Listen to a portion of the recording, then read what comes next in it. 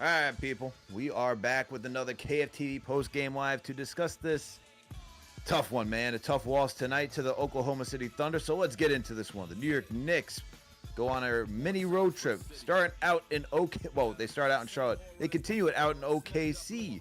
And tonight, man, from the get-go, it looked like this could be a good one. It was close in the first quarter. You get Jalen Brunson matching the energy of SGA.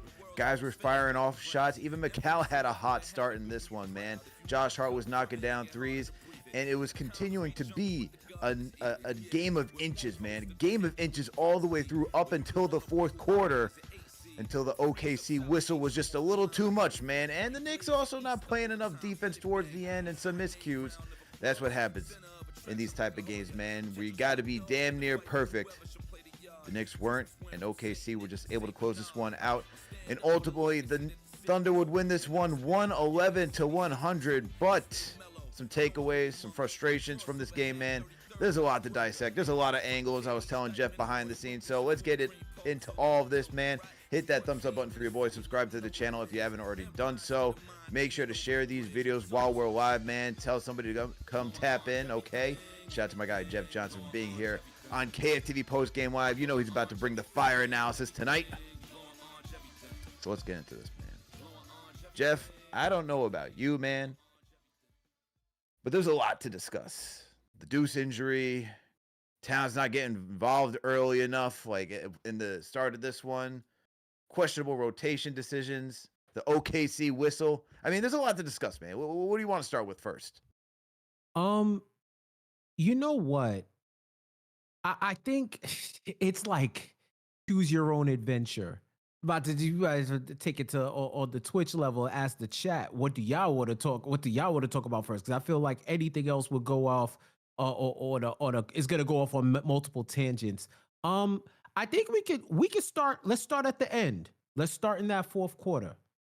Okay. Knicks make that ferocious comeback. Cat finally figures out he could shoot the ball and dominate and dominate in the paint. His teammates realize, oh, we have a mismatch.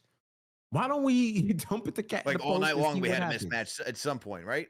Right. And he starts cooking. They get to within four, actually within two, with about five and change to go. And then the bottom fell out.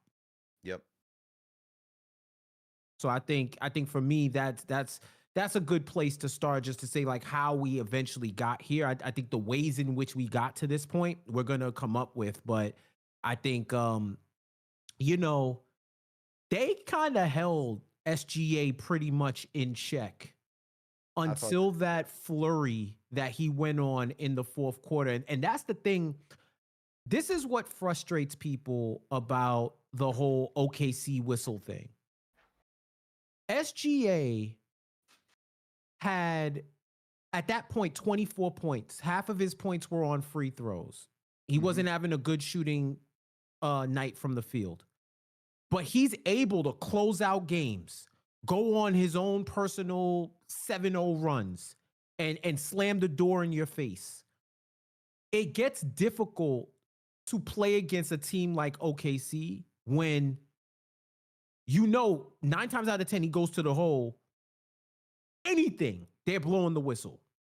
Anything, they're blowing the whistle. Like you're not getting the benefit of the doubt. He's getting all the grace. So, like any other team, you got to scheme for that, right? You have to scheme for that. But it is just a little bit nuts that as a team, they took one more free throw, the Knicks did, than SGA in this entire game. OKC had 38 free throws and the Knicks had 17. It's just kind of nuts. It's something that I don't want to talk about, but it's hard to overlook. It's hard to overlook. Like you have a defending champion, one of the deepest teams in the league, and then they get that advantage. I call it the Caruso protocols. Once a big comes in, a all-star, all-NBA big, and they enact the Caruso protocols, bro, he put Cat in the Taz mission in one of those plays, and there was no call. And it wasn't until they fed him again where Caruso draped him, and it was in 4K where they had to call the foul. And I think it's undisputed at this point that Cat has the worst whistle in the league. That flagrant foul. This is like the fourth time on a national game that I've seen Cat get something either reversed or upgraded when it was clear that he was getting his ass beat before that flagrant. And they not only call an offensive foul, they call it a flagrant foul. And if you look at it, that 4-point swing is where the game turned.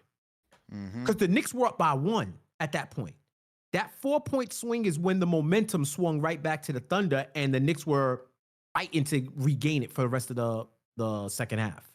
Yeah, and I think just working off the whole Cat, because it's so funny. I'm looking at the chat right here as you're talking as well, Jeff, and some people are saying, get Cat the ball. We got the captain himself, CP, in here saying, yo, get Cat the effing ball, the family show ball. And then you have other people saying, I'm so sick of Cat. And I think when I watch this game, man, it honestly, those two things couldn't be more true, where you're like, you could be tired of some things where it's like you have the mismatch, call for it. Like, Cat's got to be aggressive, be like, yo, get me the rock, not just like because there are moments where he just gives you like a quick glance, no one really sees him, and then it's fine. He's like, okay. And then when you see him actually get the mismatch and he gets the ball and going to, the fourth quarter where you're seeing him going on a tear, right? Like, he's getting bucket after bucket, working. Even Reggie Miller's out here saying, oh, that's some Moses Malone stuff. Gets like 2 offensive boards and then gets his putback, right? You see how hard he's working. I'm like, okay, that's where it needs to be. Like, it's not that hard, man, where you could see OKC get everybody involved. And I mean everybody involved, right? Doesn't matter what your name is. Doesn't matter where you are in the ranking, whether you're the first guy, the 11th guy, you're all going to get your touches. Doesn't matter what. And it's just mind-boggling at this point, where you have your second best player who, I know he hasn't been given the offensive production as your second best player on this season, but he is the second best player, man. One of the best scorers in the league. And in that first half, I'm like, I get it. Brunson's going. Josh Hart's knocking down shots, but it's like they literally put Caruso on him. You literally put Caruso. And it's not like Caruso was doing any phenomenal job, by the way. Like, as you mentioned, Caruso literally had to hack the living daylights out of Towns just to keep him out of the post. And it wasn't until he got it back, I think the second time, where he scores on Caruso. It's like, yeah, just, move him. You can legitimately move him. But there's two sides of the coin in that one, man. It's like, Cat, can you just recognize in that moment you can beat the living daylights out of Caruso? Also, to his teammates, can you just not recognize the mismatch? There's times where Alvarado was like in the fourth quarter, just like dribbling around like aimlessly. And I'm like, dude, you are not Brunson. You are not, like, stop. Just stop. Full stop. You made some threes tonight. Thank God for that. Just stop with the aim. Like, I didn't even know what he was trying to do. He kept the dribble alive, but I'm like, dude, I don't know what you're doing. Just get the ball to Cat. Where's the pick and roll to Cat that you were doing earlier on when you joined this team? Do that. And he wasn't doing any of that, man. And this is the most frustrating part of it. It's like, we're talking about a game of inches in this one, and Towns ends this game with 15 points, 5 and 9 from the field, very efficient. Got you 18 boards, working tirelessly. Okay, got 7 offensive boards tonight too, to add to that. But it's like, man, can we just get this man the rock in the paint? Can we get this man on a trailing 3? He only took 1 3 tonight. You brought this man in to be an offensive weapon, and in a game like this where you're expecting to make the NBA Finals, this is most likely the team that's going to be on the other side. And we're not even utilizing him to the fullest potential that we even saw out in Minnesota here. And it's just it's so annoying at this point, where I get that Mike Brown wants him to sacrifice. I thought Towns has really adapted to that role with sacrificing. Now it's for both of them, everybody, to take it to another level, man. Coach, team, Cat himself. You got the mismatch. You saw what he was doing to J-Dub in the post, man. He was like, yo, and that's the thing, man. He is an all-star. He's an all-NBA talent. Why should he be afraid of anybody? For sure. Right? Just get him the rock. Let him get to work. Do that. He even saw the baseline turnaround mid-range jumper that he knocked down today. Get him the ball. At this point, man, and look, he even had a great save. And I know, like, you hear Reggie talk about his defense. I was like, look, man, I'm not expecting him to be a defensive stalwart, but I thought he's been doing a pretty admirable job as of late defensively. I know tonight's going to be a struggle. It's going to be a struggle for a lot of guys going against OKC. And to critique any defense against OKC, reigning champs, this team matches the same pace as the Indiana Pacers. Like, it's going to be tough for anybody, man. But I thought he had a decent enough game tonight, even with open rim runs for Hartenstein and whoever getting backdoor cuts. No one's good. You're not going to stop this team. You're not going to stop this team. So miss me on that. Offensively, I'm not expecting him to be defense, but if you're going to allow him just to be a defensive guy and just be like, all right, man, treat him as like the fourth option center, like give him like he's Isaiah Hartenstein. We got a problem here, man. We got a huge problem on this team, and this is the matchup where, this should have been a night where you just allow Towns to like really dominate. There's not a center, there's not a player on the Thunder that if you get this game into a half-court matchup is going to slow him down like that. There's just not, and we didn't do that tonight, man. And that's the most frustrating part of watching about this one. Yeah, and not to mention they gotta start cleaning up their offense, and they gotta stop turning the ball over. 19 turnovers led to 19 OKC points in a game they lost by 11, but it was really more. They had like a 5 to 7 point lead that they was trying to cut into. All those points matter. You know, you had a guy like Josh Hart who was finally shooting the ball and was knocking down threes, right? Like you got different parts of your offense to work, but those turnovers against that team that's a legitimate top defense in the league, you cannot give away points at all, especially when they're at home. You can't give away points. That's something that is unacceptable. You got outscored by double digits in fast break points. That's something that this team has thrived on for the most part during the season. OKC beat them there. They relied heavily on their second chance points and their offensive rebounding, which was solid there tonight.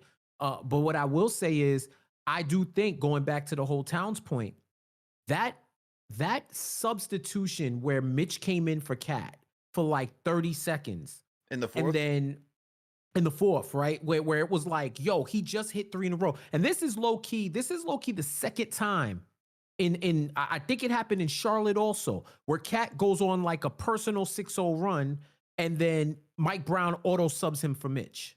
We're getting iced out by our own team.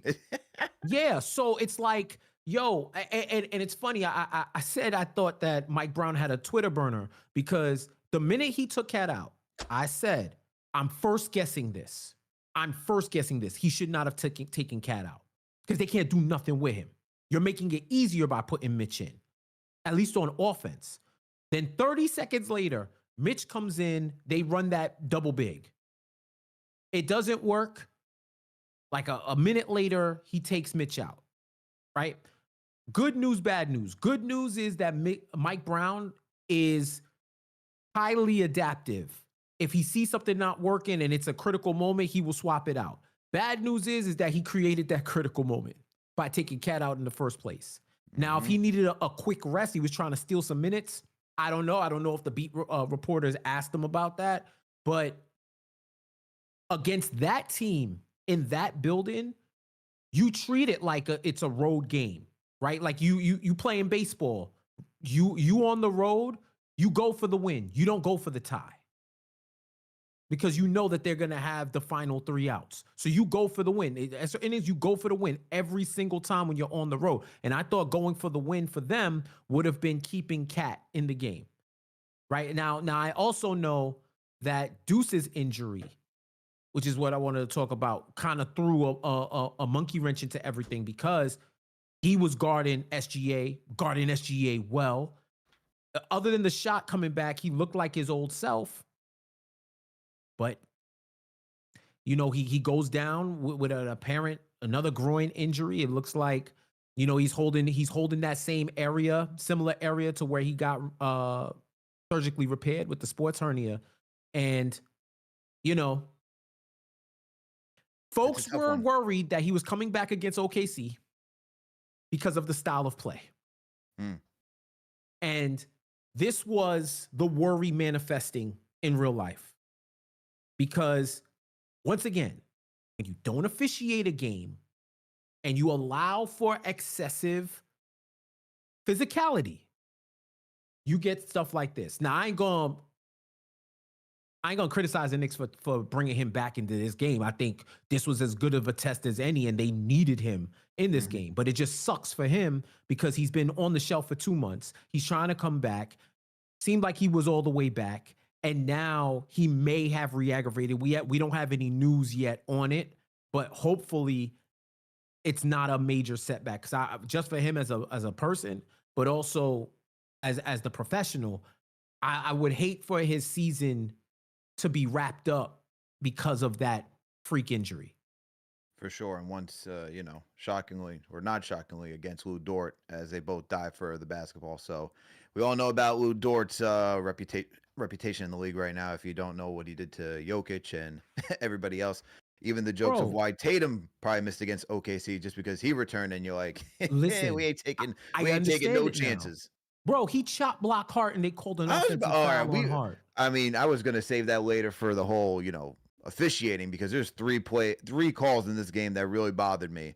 But to stick with the Deuce McBride news, shout out to Christian Winfield for breaking this one down, man, because that's Christian Winfield of the New York Daily News. He just tweeted out, Mike Brown said he's unsure if Miles McBride's injury was an aggravation of his sports hernia surgery.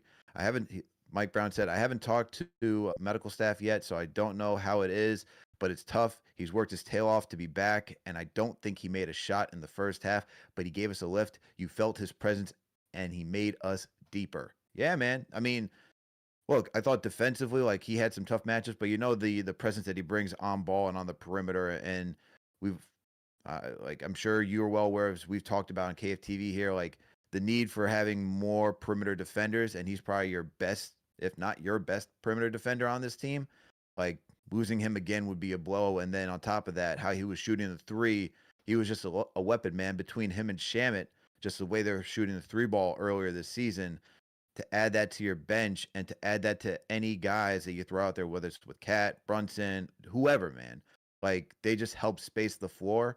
And if McBride has to miss more time, hopefully it's not serious, man. But if he has to miss more time, or if, like, this is it, like, that sucks, man. And considering for a guy who's on a team-friendly deal, who's looking to get his next contract, you just hate to see this happen, man. You just hate to see this happen for a guy. So we're still waiting on the news. I'm sure we'll get more as time passes on. We'll probably get more news most likely tomorrow, since they're on the road. I don't know what the medical facility is like at the Thunder's arena, if they got anything to do testing right there. But we'll probably get more information tomorrow, if not the next day after that. But getting to the other thing that bothered me, Jeff, I guess we could talk about this, is the officiating. I thought the officiating was the whistle for OKC. And I don't like to blame the refs, man. I really don't like to blame the refs. I don't like that game because you got to be in control of what you can do in these matches. But there was 3 calls where I thought tonight just changed the entire momentum of this game. One, you could talk about the one with Karl-Anthony Towns where you talked about that being a flagrant. I'm like, at what point where he's attempting a shot, how is that a flagrant one? Like, how? Because now you give Chet opportunities to now go shoot some free throws, and it's like, he was doing a basketball move, man. Ain't his fault that his face is right there when he's going up. We're talking about 2 7-footers, man. That was one, so that gave the turning point. And he fouled Cat before he got hit multiple times. Yeah, because he can't handle that. Chet is not strong enough to handle Cat, and so it's like, I just hate that. I just hate that, man. And that's the thing. You're allowing OKC to be physical, but New York cannot be physical on the same end, which is ridiculous. So now you give some points there to the Thunder because Chet goes to the free throw line, knocks those things down. Next, another call that was terrible was Lou Dort, as you mentioned earlier, just running into Josh like he's a crash dummy, like a tackle. Like, you know what I mean? Like, what's going on with that? And then next thing, you get a turnover right there, stops Knicks' possession, whereas clearly that should have been on Lou Dort. Hart got set. Next thing you know, you have a guy just running into Josh's freaking stomach like there's no tomorrow, man. Looked like a car crash right there. But there's another change. Possession goes back to OKC. Knicks lose a possession right there. Another one I want to talk about is that where it was damn, why am I missing? There's like so many, man, in this one. I mean, the You SGA wanna talk phantom calls. about the edge rusher? You wanna talk about Julius Peppers Oh my God. or Snacks? Right? Look, man, the whistle for Shea on that three, like they're like, oh well, Hart got his arm. And I was like, man, like what point are what are we doing over here, man? What are we actually doing? All these calls were absolutely game changing. Oh, the other one, Karl Anthony Towns diving out of bounds, and that ball was completely inbounds. They said it was out of bounds. It wasn't out of bounds. He saves the ball, but they give it to OKC. They say the challenge was unsuccessful. Instead, if it was to actually go the Knicks' way, it would have been a jump ball and not just a straight possession for So the they Thunder. said that the challenge was successful. It was Oh, a they did. successful challenge, Okay. but iHeart got the rock, so they had imminent possession. What the other thing that the Knicks were arguing was they should not get a full shot clock because he saved the ball. He didn't have, you know what I mean? Like he should. Yeah. They thought it should have been a jump ball, but that might have been an error on the Knicks bench because it's been the rule for the whole time, that eminent possession rule. They thought it was going to be a jump ball because I guess they felt like iHeart didn't corral it in time, but it doesn't matter. It could, as soon as they blow the whistle, someone got to grab the ball so that you could say like we have possession. I So saw. they did win it, but they shouldn't have called it out of bounds in the first place. Gotcha. Because when I was listening to the broadcaster, like, because I just got back, it was like I had to step away for a second. They were saying, "Oh, it was unsuccessful." I was like, "How's that Yeah. unsuccessful?"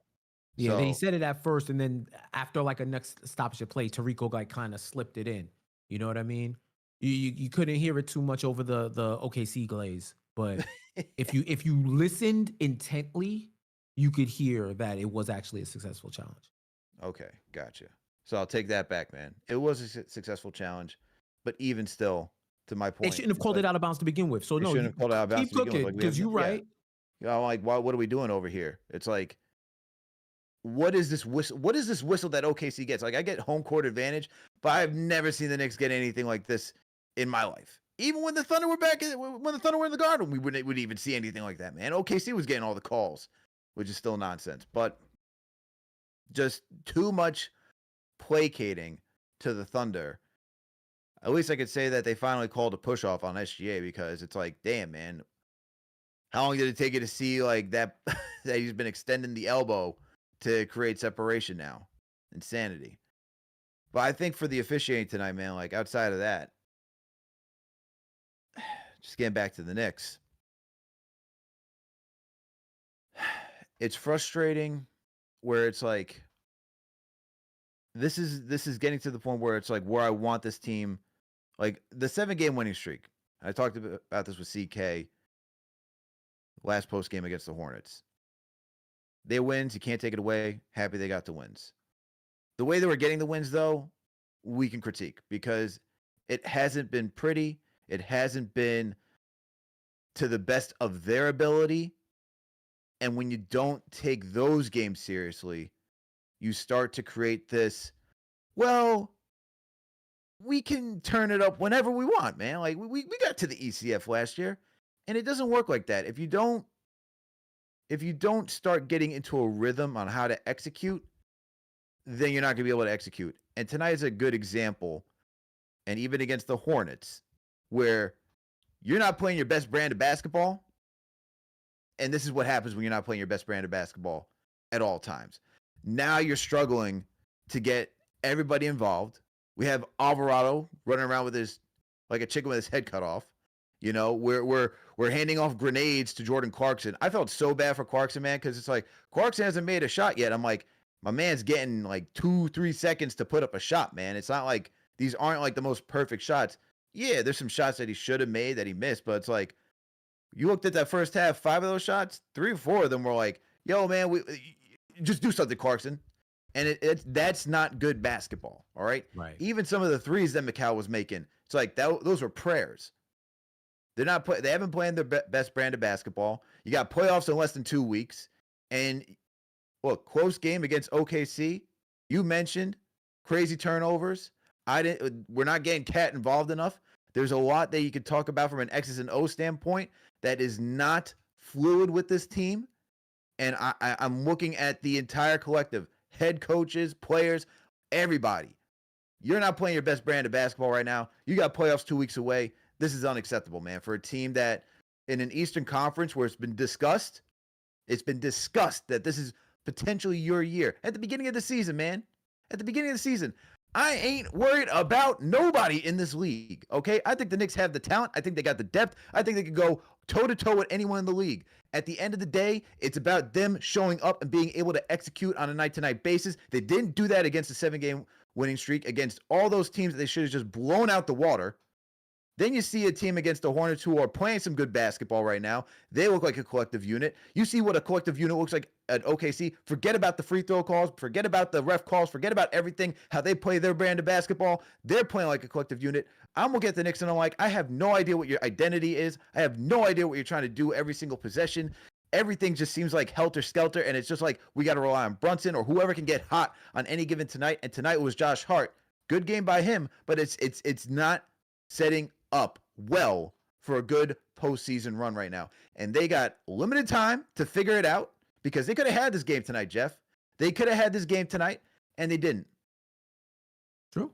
This is true. You spit in a whole bunch of facts. I mean, I'm not really quote unquote worried. I just wonder if there's too much experimentation going on right now. Because it's as if you're preparing for every single situation, but you're a master of none of the situations. Like you're relying on your talent, you're relying on your experience. But I think there's a simplified way that they can play in certain situations. Because let's not get it twisted, right? Let's not do the Knicks clicking that the national media does and all these other haters do when they try to downplay the same things that the Knicks do that as other teams do, as if they don't have a top 5 record in the league, as if they're not 48-27 or whatever the case may be, right? Like they've proven that they can beat the best teams in the league. They've proven that they can hang. They showed a lot of resilience tonight. I mean, there was so much talk about them folding and not starting off strong and starting off whatever. That starting 5, they showed. They passed a gut check and a vibe check in the first quarter. They were able to bounce back and keep that game close. First half, they were only down by a point. Like you got big, and that was with playing sloppy for stretches and dealing with whatever you want to say with the whistle. They still got it down to a 1-point deficit. So we know that they have it in them. It's doing it over a consistent effort. I think they also need to attack the mismatches that they see, right? Like, I understand the egalitarian offense. I understand being able to read and react. But if you're not reacting to glaring advantages that you have, you're making it more difficult on themselves. You know what they're doing? They're playing achievement unlocked hoops right now. It's as if they're trying to unlock a trophy every time that they play. Like, okay, let's see if we can come back down from 15 points with 3 minutes to go. Let's see if we could win a game by just spamming this one action. Let's see if we could win a game without attacking a cat mismatch, right? Let's see if we can win a game doing only 45 cuts and drags and screen. We're just gonna run advanced offense the whole game. Let's see if we can win a game that way. When the game is giving you the advantage, take it. Take it until it doesn't work and then go back to whatever that you were doing. Charlotte was doing that. They simplified their offense to where they were just attacking mismatches the whole day. OKC, it's Shea ball. Right? It's Shea ball, find the open 3-point shooter, let Hartenstein be a hub, and then they go to work, right? Everybody has their identity of what they want to do. I think now they just need to solidify their roles, right? Like I'm not jumping out the window and saying like, oh, they're trash. Oh, they can't do this. They can't do that. It's when you get down to, all right, we need a bucket. Yes, you could press the Brunson button. Sure. That works more often than it doesn't. But we can also score. If you're the Knicks, you got to say we can also score easily if there's a clear advantage on the floor. We have to identify that and attack. Like, I don't think that their defense, like, listen, their defense is holding up. Their defense is holding up even on this stretch, right? And I know everybody wants to say the 7 games, they didn't play nobody, blah, blah, blah. They made the record. They didn't put the tanks on the road for these teams. They gassed it up themselves. They got the funding. They put on the camouflage, the fatigues, and the hard hat, and loaded the ammunition and drove those tanks down the road. They're the ones who did that. The Pelicans, they just out here vibing. So they were trying to play. They trying to win every game. They don't care about no tank. So that was a good matchup. Everybody else, it was whatever. I thought Utah was a good showing as well, like a team that's like fake tanking, like they're tanking, but their players really want to win. I think there was some positives there. Like, it wasn't all, hey, you're trending in a certain direction. It's like, yo, come out, handle business. Everybody makes their runs. Come out, handle your business, and then let's move forward. So I don't know, man. I think they have some stuff they still need to clean. They need to clean up. Really hoping Deuce can come back for this postseason stretch. Really hoping that Shamit's knee isn't more serious than it's looking right now. So they need all hands on deck. They need all hands on deck, Jeff. Well said by you.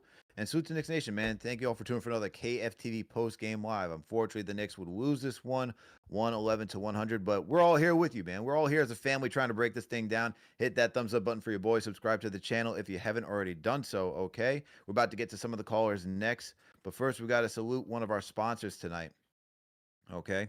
And that sponsor is none other than Shopify. So let's talk about Shopify for a minute, because have you ever had one of those moments where you're about to start something new and your brain just starts firing off questions like, what if this doesn't work? What if nobody buys it? What if I'm just wasting my time? We've been there at KFTV, and the reality is starting anything, whether it's a podcast, a brand, or a business, it can feel overwhelming real fast. That's why having the right tools matter, and that's where Shopify comes in. Shopify powers millions of businesses worldwide and 10% of all e-commerce in the US. They make it ridiculously easy to get started with customizable templates so your store actually looks legit from day one. And what I like most is their efficiency. Shopify's built-in AI tools can help you write product descriptions, clean up your site, even improve your product images so you're not stuck doing everything manually. Then, on top of that, they help you market your business with email campaigns, social media, all in one place, so you can actually reach customers instead of just hoping they find you. And if you ever hit a wall, there's 24/7 support, which, trust me, it's a lifesaver. So yeah, those what if moments, they don't go away, but Shopify makes it a whole lot easier to push through them. It's your turn to turn off those what ifs, okay? So sign up for your $1 per month trial at shopify.com/KFTV. That's shopify.com/KFTV. All right. And shout out to, here we go. Hold on. Salute to Chuck D, man. Shout out to the Rhyme Animal himself with the $20 super chat for being a franchise channel member. It says Knicks versus everybody. KFTV versus everybody. Nobody wants to play us 4-7 games. This will be the awakening. But this will be Mike Brown's challenge versus Tibbs's ghost. We might not beat last year's record, and everyone knows it won't matter. Hey, shout out to Chuck, man. Those are facts. Those are facts. Shout out to Dark Soul as well with the $5 super chat. Says, hey, notice how NBC stopped showing the foul call replays for Shea? Mad sus. Hey, man. Bro, there was one shot where he like contorted his body. It was like towards the end of the game, like he was going in for a layup, and he like twisted, did like a 180 fling, and they blew the whistle. And I'm like, fam, who touched him?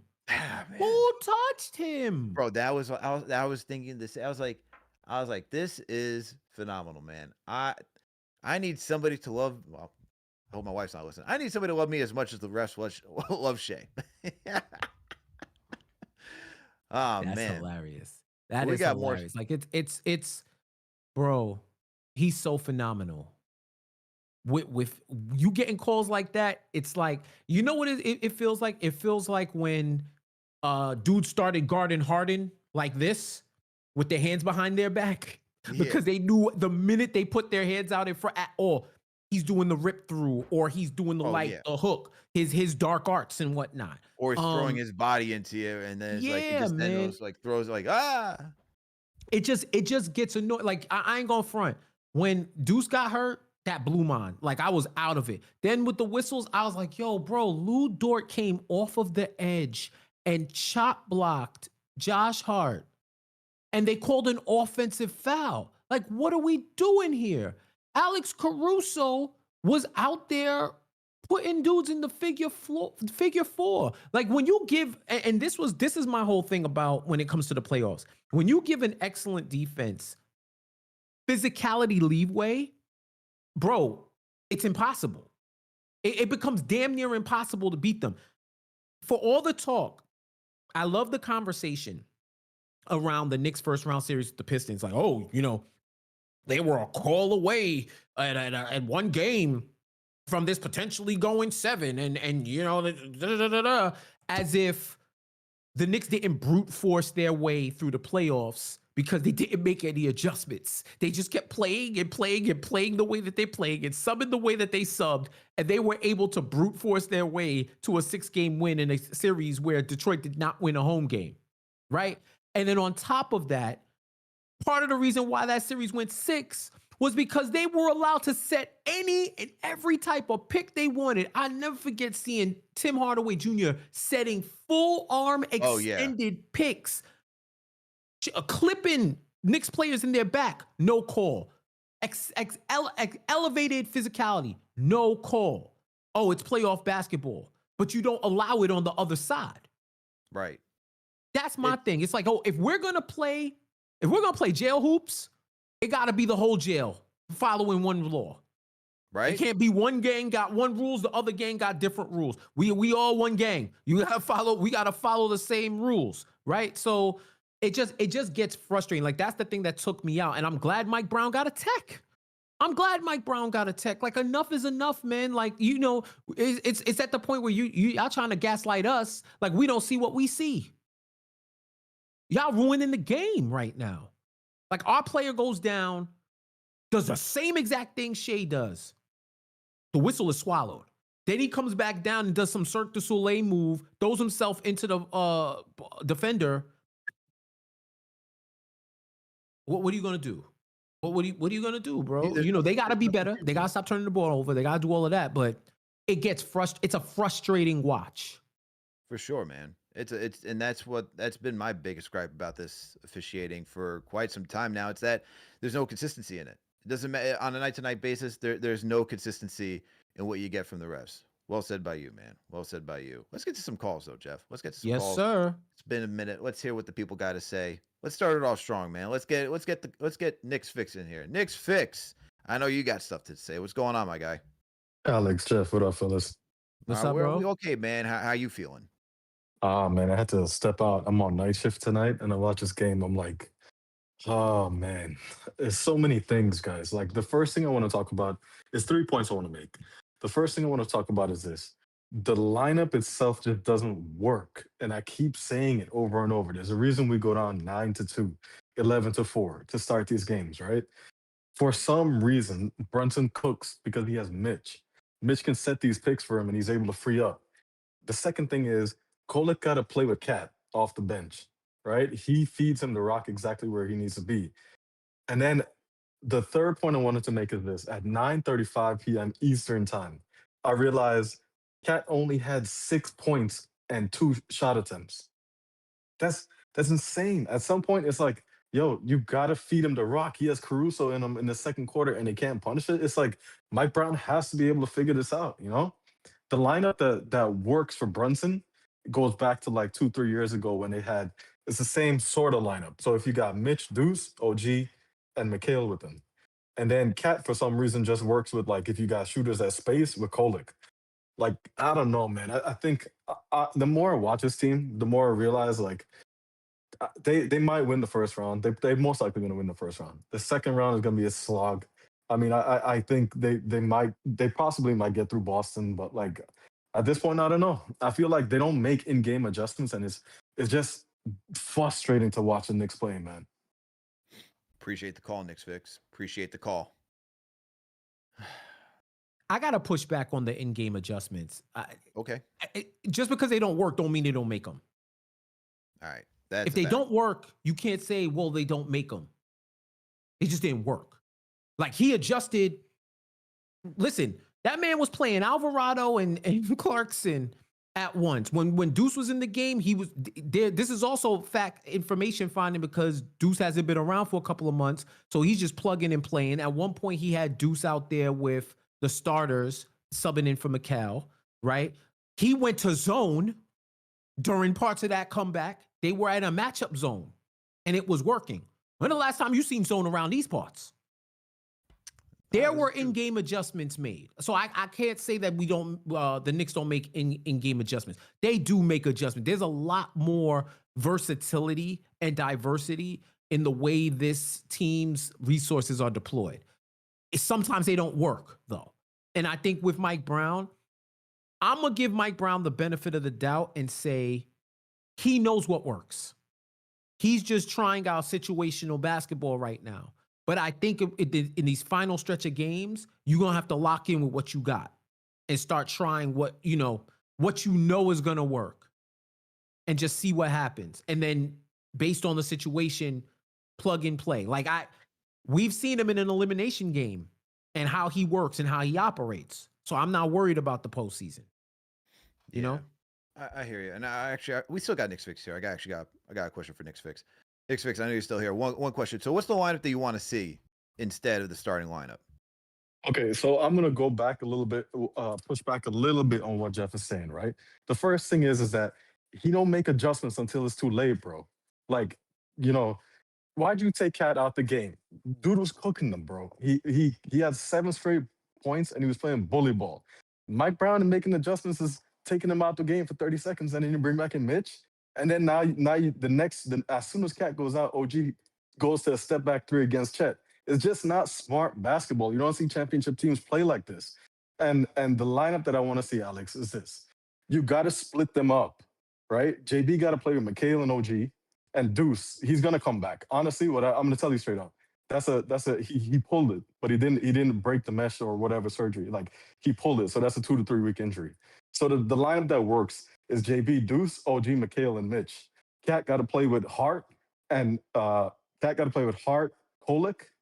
and Clarkson. So you're saying Cat's coming off the bench? It's you got to split them. Even if you start them, even if you start these guys with the starting 5, you got to pull them quick, like at the 9-minute mark. What we're doing is you're pulling these guys at the 4 or 5-minute mark, and that's why we're going down. Like. It's not that the guy's making the right adjustments or wrong adjustments. He's playing the team incorrectly. Like JB cooks with guys that can set picks for him and you gotta play him like AI. You gotta put defenders around him and somebody who can rebound. Then you gotta play Cat with guys that can get him the ball. And like it's just I don't know how to explain it, but like when you know ball, I know Jeff, I know Alex, I know CK, CP, we all know ball. Like when you know it, when you see it, you know what I'm talking about. You got to get Cat with Kolick, fellas. All right. There you have it. All right. Appreciate the call, Knicksfix. I'm dropping you off here now. All right, man. Thank you for the call, bro. I hear you. Appreciate it. Knicksfix always brings the fire, man. He always brings the fire. I mean, he took Cat out for 30 seconds and put him back in. If that ain't waiting, if that ain't an early like, oh, shit. Oh, damn, he was cooking. Let me put him back in. Let me put him with Mitch. Shane's going off. Good Mitch. You ever seen that episode of Martin? Air Gordon, you in. Air Gordon, yeah. Yo, he said Mitch. He's like, yo, Mitch, my bad. No, yo, Shane's going off, bro. Like, just wait here. You know what I mean? You want to talk about non-in-game adjustments. St. John's, Duke. Oh, man. Well, my boy Duke thankfully Duke is out with that UConn prayer tonight, boy. Woo! Boy, this is March. You want to talk about being sick? If I was a Duke alum or a Duke Glazer, like a lot of this country, I know y'all sick tonight. Y'all can't go to work tomorrow. Oh no, they're calling out sick, man. They all calling out UNC sick. Don't care. They got no coach. They got bounced in the first round. Everybody wearing their merch. Big East was lit. Stomach aches for everybody tomorrow, man. Don't worry. Stomach aches for everybody tomorrow. Oh Oh man. man. But look, I think with regards to I agree with you on the adjustments. He is making adjustments. I think it's a lot more the experimentation that he's doing and trying to figure it out. And I think with the experimentation, it leads into making adjustments probably at the wrong time or making moves at the wrong time. I think that's where it starts to blend over because he wants to see things. And then next thing you know, it's like, ah, snap. Why did I do Right. that? And this With is the what with we the cat asked for, 30 right? seconds, it's like it's exactly that type of moment. It's like, all right, maybe we have enough offense here. Let's see if we can hold, get Cat a breather, then bring him back in. Because that could easily be one of his thought processes. And then next thing you know, it's like, ah, man, you know what? I should just leave Cat out there. He's cooking. Why did I do that? I shouldn't have done that. You could Yeah. you could easily make that. But to But get that is onto the what line, you asked for, right? That's what we all asked for. Everybody wanted experimentation. Everybody I'll wanted take different stuff. You want to do the same stuff. This is what happens. Sometimes experiments blow up in your face. Sometimes you come up with a new formula that helps everybody out, right? Like you it's either Eureka or family hey, show. You know what I'm yeah. saying? Oh, for So sure. it's either one or the other. So that's why I said for me, now you have enough evidence to go with whatever it is you wanna go with. You know what I mean? Like you have to solidify that. Yeah. And I with regards to the lineups, like I get pulling out at like the 9 minute mark. That might help this thing. Um, I'm happy it's not like, oh, we got to change the whole starting five because Josh Hart, what he was doing tonight is what you want him to do. Just knock down threes, take wide open shots, and he was punishing. Hart had a hell of a game, man. He was punishing the Thunder defense tonight, especially from downtown. 5 of 7, got you 15 points. Man was just playing possessed when it came to shooting. And I thought he hustled out there, man. I mean, the stat sheet's not going to be like loud, but I thought his presence was loud, especially in that first half where that started the second quarter. You had that second unit out there. That was brutal. I mean, brutal. You had Alvarado, Clarkson, Cat, OG, McCall, and Yeah. there was no defense, man. I don't care what. There was no defense. Easy pick and roll for iHeart to get the dunk. You had J Dub just easily strolling down the lane. It's stuff like that where look, bad defensive possessions, they were able to cut that down, cut that back, get back in the game. But when you got Brunson and Hart back in there, good things were happening. So I'm happy that it's not changing the starting five. I think the starting five is fine. You need that additional playmaking from Hart. Um, I don't disagree though with like moving it faster and changing it up. I just say who are you going to because as of right now, Alvarado is looking. I know he Man. made 2 threes tonight, man, but he is my man. I'm gonna talk to you nicely. Figure it out. Just figure it out. Do something. Keep your head up. Look, move quick passes, man. Work off the ball. Do something. Don't be dribbling Mm. around for like the entire shot clock and then you have no idea where you're going, man. Please, for the love of God, do not do I that. I don't know what happened.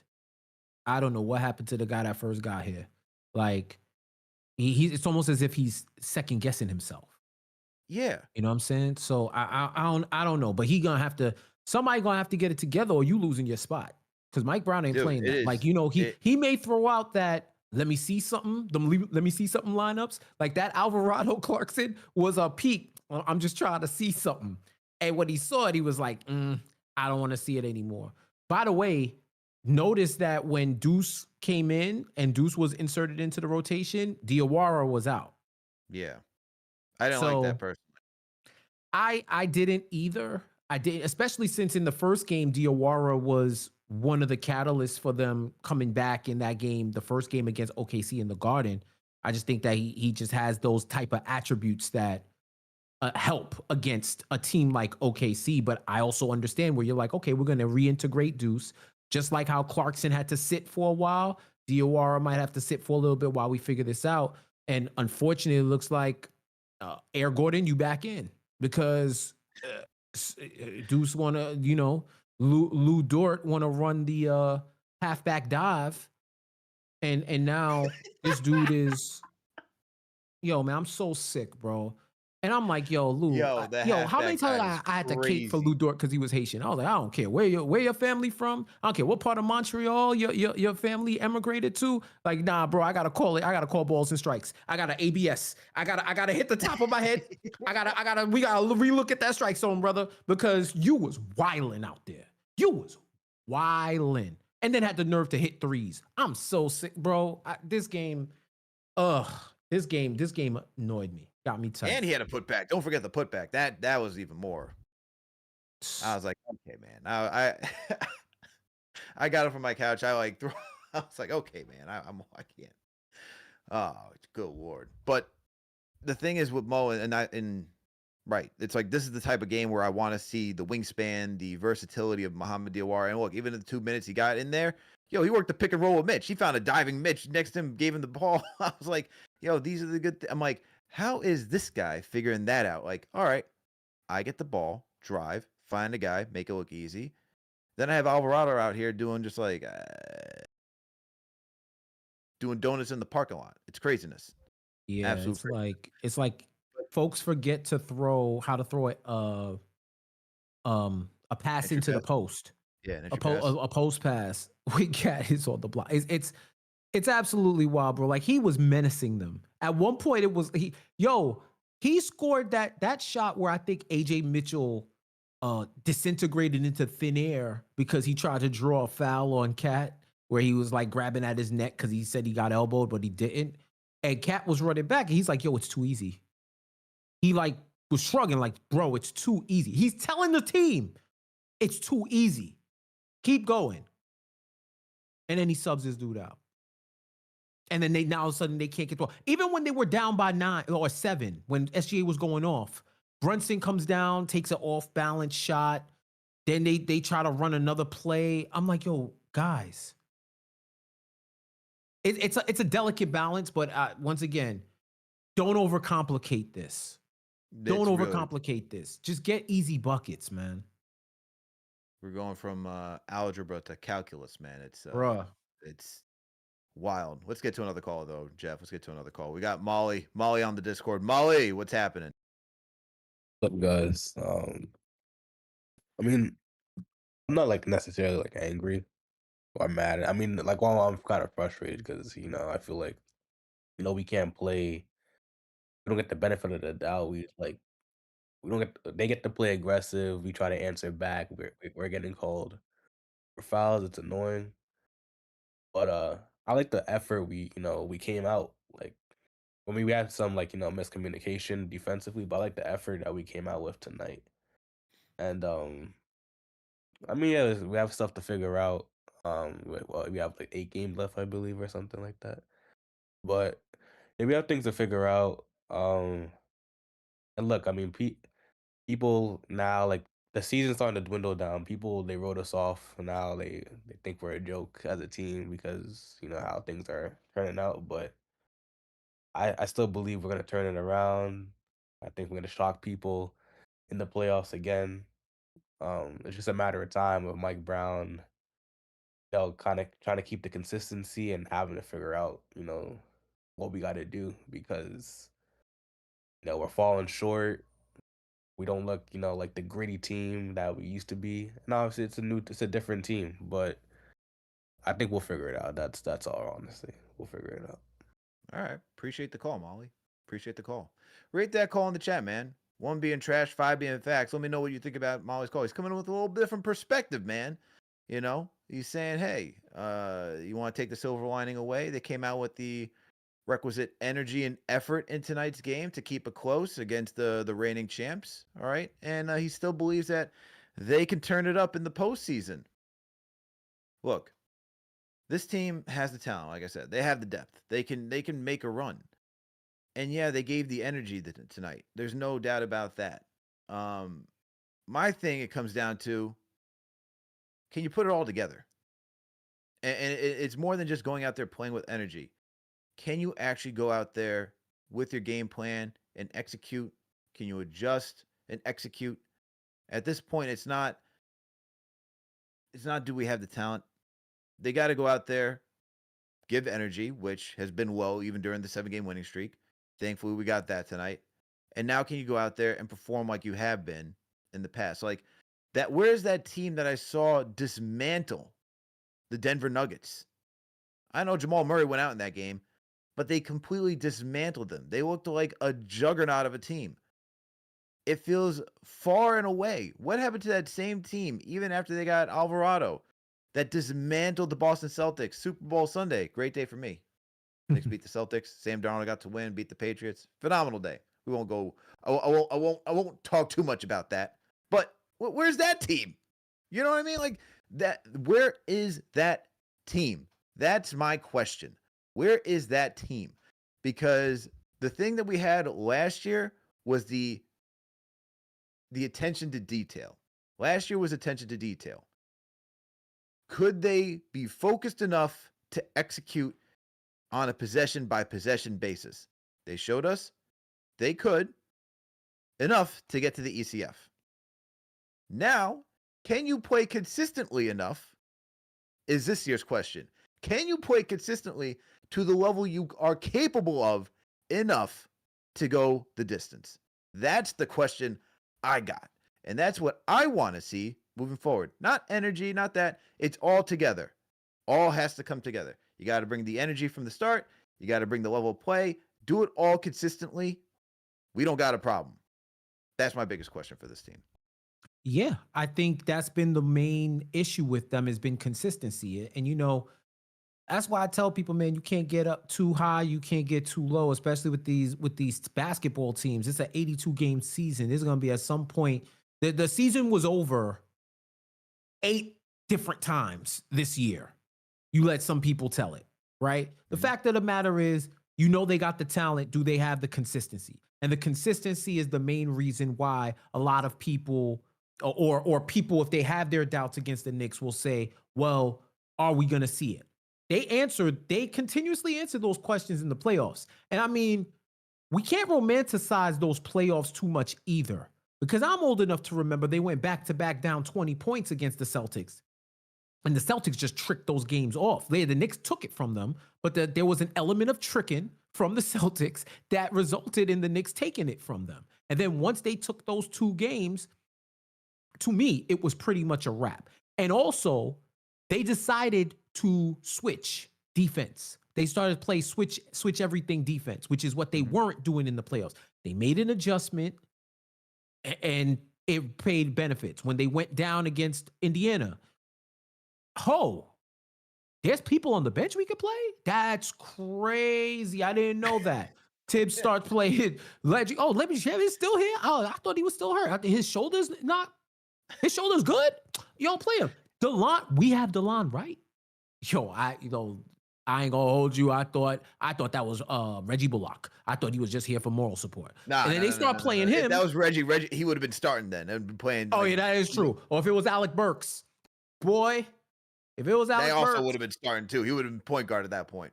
Bro, they wouldn't have been. They would have unshackled the feet and been able to play. But the fact of the matter is do I have faith that this team will make the necessary adjustments? I do, because I've seen it happen throughout the season. And once again, adjustments sound awesome when they work. Yeah. You can make adjustments and they don't work. It's just a matter of, okay, Mike Brown, are you willing to ride with the hot hand a little longer than you normally would? Are you able to make the in-game adjustments that are going to benefit the squad? I just think they're a veteran team, and they've shown it before. Like, you know, you got people, they're going to be a first-round exit. They're going to be a second-round exit just because they lose a game. It's not like the Thunder are trash, right? Just like the Hornets. People have been telling you for weeks that the Hornets they're playing for real, and they need all these games. So you also faced a Thunder team that was desperate for wins because they're trying to hold off the Spurs. Mm-hmm. And they gave you a good shot. And I thought for the most part, the Knicks showed up. They just didn't make enough plays in the final few minutes. That's okay. That's basketball. Are they going to learn from it? Are they going to be able to apply it? That's what you need to be watching out for. And I think throughout this season, more often than not, they showed that they can. Yeah, they have shown it. But my thing goes back down to the consistency and playing with that requisite level. Just because the flipping of the switch only takes you so far, man. It only takes you so far. Let's keep getting. Yeah. Let's keep getting to the phones, man. We got Grabba on the line. Grabba, what's happening? How you feeling, bro? Yo, man, I'm in the spot. You in the spot. You in the place. The podium is yours, my man. What's going on? Alex Jeff was good, man. What up? What up? I ain't gonna lie, bro. I'm tight right now. I'm dread. I ain't gonna lie. Alex, I called in last show. I said I was trying to save my crash out. Mm. I'm real close. You cashing it in today? We were cashing it in. I don't know, man. I'm holding the ticket, man. I'm real close to cashing in that ticket, man. Just like, you said something. The beginning of the show is like stuck with me this whole time.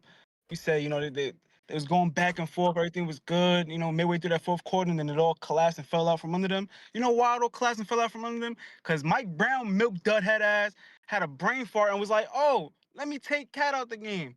And then 30 seconds go by. Oh, that was a mistake. Let me put Cat back in the game. Like, and then, up until that point, I think Cat had about like 6 rebounds, 9 points, just straight destroying every mismatch that they was putting out there on him. You got Caruso, what is Caruso, 6'4", 6'5", trying to check Cat. I'm just like, bro, like, why are you taking Cat out the game right now? I'm the leader of the Cat Hop. So yeah, I'm gonna ride for I'm gonna ride for bro, but it's like, yo, what are you doing? Like, he's literally killing them. We cut the game to 2. We down 2 at that point. You take him out.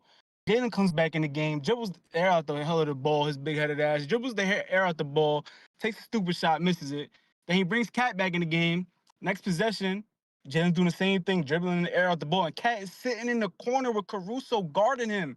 And then Cat doesn't take another shot until the game is over. Like, the game was over. He took that through like less than probably like 154 left in the game, and the game was over at that point. It's just like, bro, like you're out there, like we're watching the game on TV, on our phones, laptops, whatever, and we can see this shit. But I know family show, but like, we can see this, bro. And you're on the court, like you see what's happening live in action on the court. Cat is killing these mismatches tonight. I don't know what took them damn near midway through the second quarter, almost the end of halftime, to realize, oh, wait, they got Caruso guarding him? Wait, hold on. How tall is Caruso? Wait, 6'4", 6'5"? Oh, let's see if we could get Cat the ball now. Oh, it makes sense. Obviously, if we playing in LA Fitness and there's a dude in there, he look like he hooping 6'6", and he taller than everybody, what are you going to do? You going to give him the ball, let him work against all the little, average height, regular size people in LA Fitness, right? These are facts. Like Alex, if me and you at LA Fitness and some dude comes 6'8" and we gotta guard him, they gonna keep feeding him the ball because he's taller than us. And it just makes sense. He's taller than everybody on the court, and even the people that are the same height as him, Chet and Highheart, they can't even guard him. So like, I don't understand like how as a coach you could be sitting there watching that.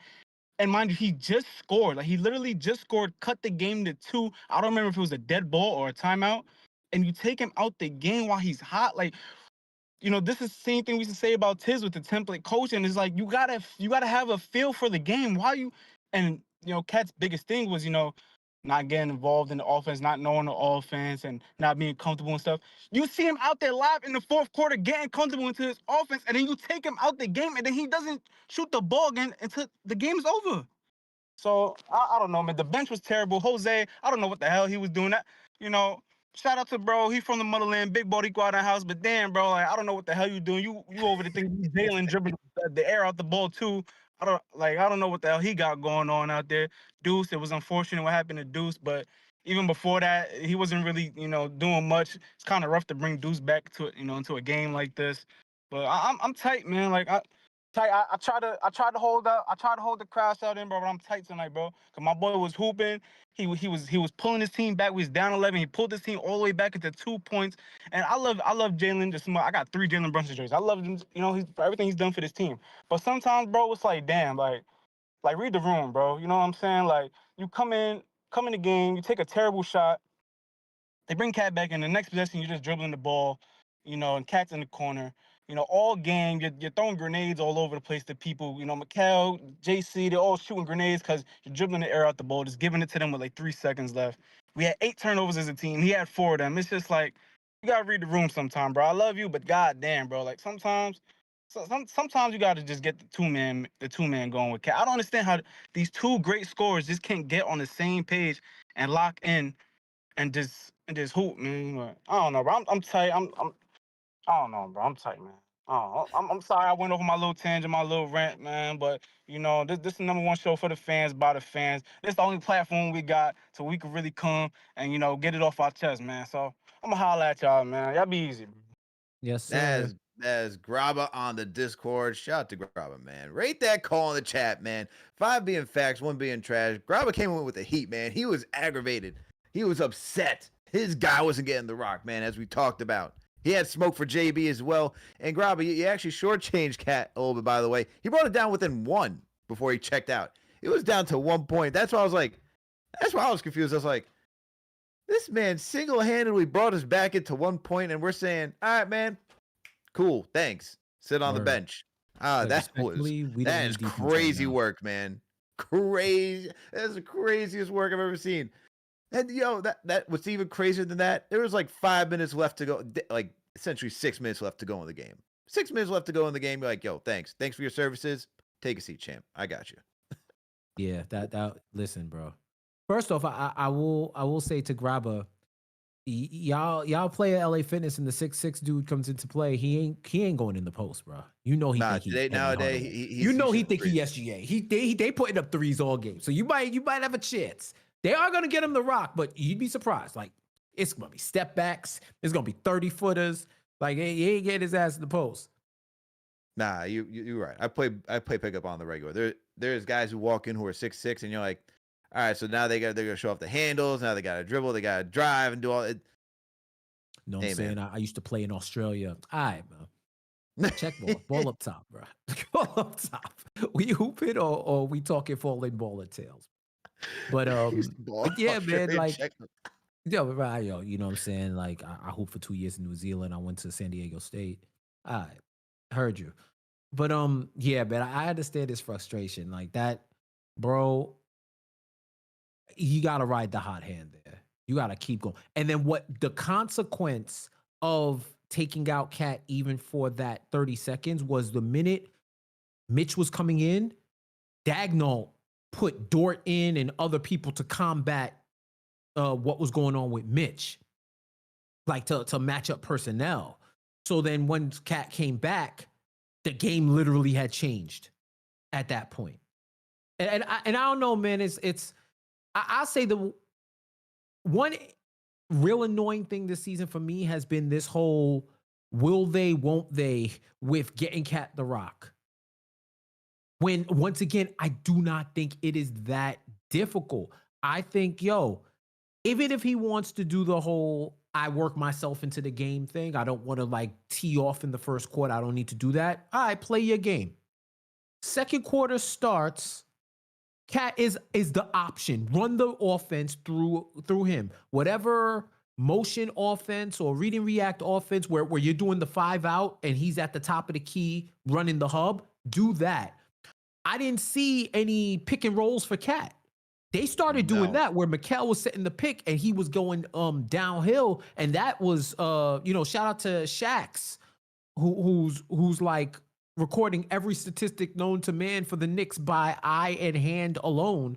They are successful, wildly successful running Cat Mikal pick and roll, Cat OG pick and roll. JB's picking for Cat's man, and he's able to like free up.